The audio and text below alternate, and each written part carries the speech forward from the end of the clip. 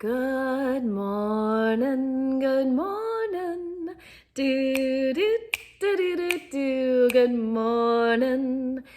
morning to you.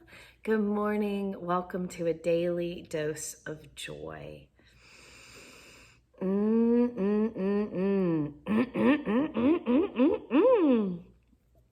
Welcome to a daily dose of joy. Feeling a little goofy because I am getting well back to myself. The frogs are leaving my throat. Feels so good. So this morning, I wanted to do a slow-mo flow together.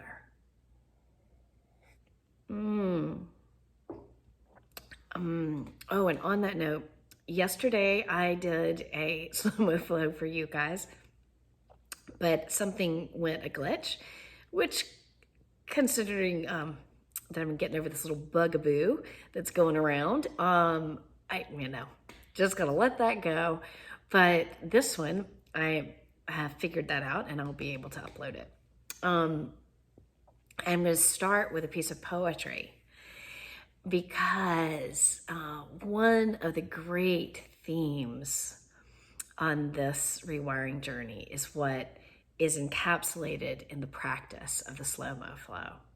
It's about stopping for stillness and quiet. And this poem is entitled Stop. And I usually think of it as pausing for stillness and quiet. It has been a transformative part of my rewiring journey. In the early days, when the baseline in my brain was full of canned chemistry and the well-trod neural pathways were to distress, one of the hallmarks of that kind of physiology is that there'll be a negative thought and lots of momentum towards negative thoughts and then negative feelings. And negative thoughts and negative feelings, negative thoughts and negative feelings, and creating this kind of not healthy state.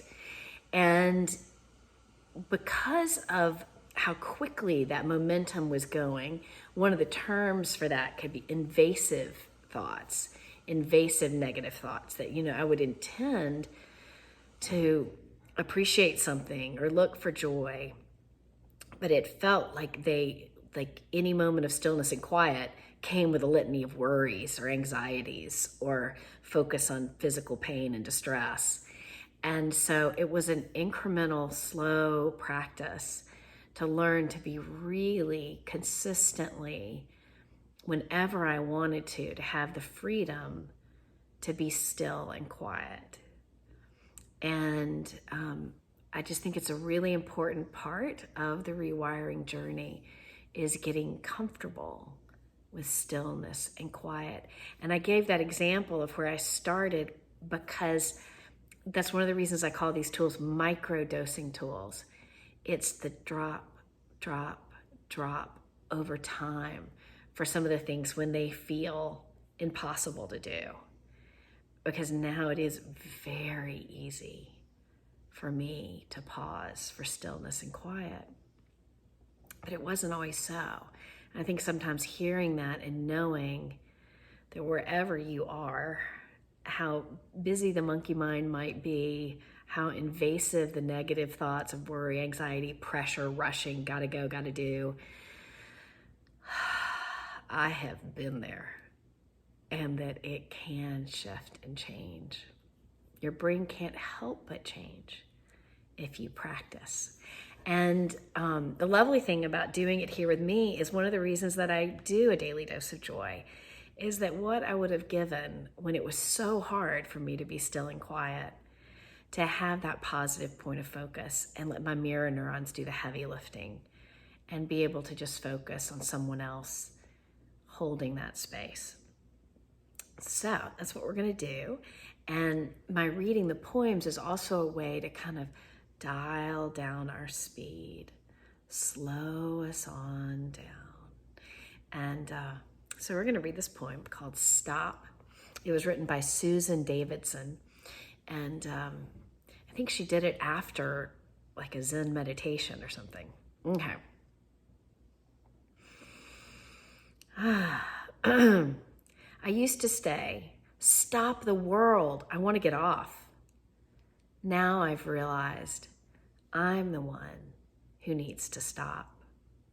Stop filling every waking minute, taking every silent pause and putting something in it. Stop striving, trying so hard to be the best, when what my mind is crying out for is rest. Remember, kindness, peace, and loving. Just breathe and feel and notice without judging.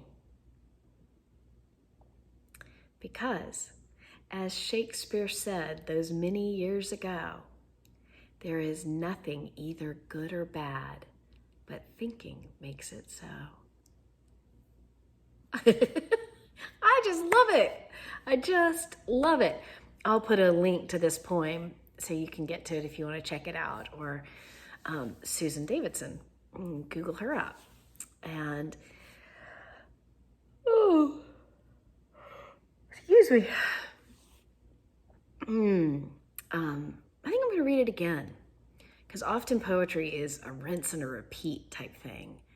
Just that we go, it can affect us and can feel it more and more clearly and easily with each reading. That's why it's so nice. Often it's very short, and we have the opportunity to repeat and let it affect us. Okay. Stop by Susan Davidson. I used to say, stop the world, I want to get off. Now I realize I'm the one who needs to stop. Stop filling every waking minute, taking every silent space and putting something in it. Stop striving, trying so hard to be the best, when what my mind is crying out for is rest. Remember, kindness, peace, and loving. Just breathe and feel and notice without judging. Because, as Shakespeare said those many years ago, there is nothing either good or bad, but thinking makes it so. I also love the part about not judging, because that is a big part of the rewiring journey. Stepping out of black and white thinking. I call it defensive judginess. And being in the wisdom of paradox, the compassion for diversity, and what my friend Laura Anderson coined as the rainbow zone. It's not the gray zone, it's the rainbow zone, where things go into technicolor. That's stepping out of judgment into that beautiful space. So that's all part of stopping. I believe that when we pause for stillness and quiet, the judging parts of our brain, the straining, resisting parts of our brain are soothed, and our true nature, aligned and peaceful, just takes over naturally over time. So let's spend 5 minutes together in stillness and quiet.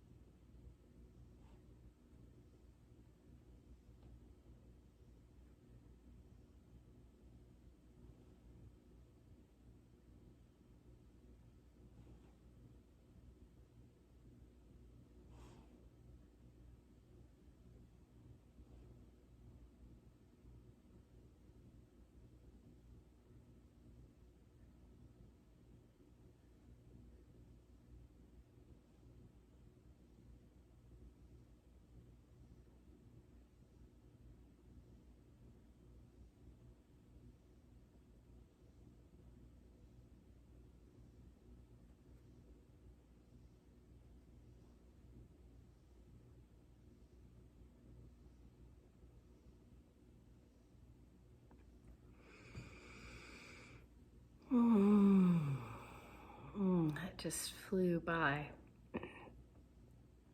Let's take 3 gentle breaths.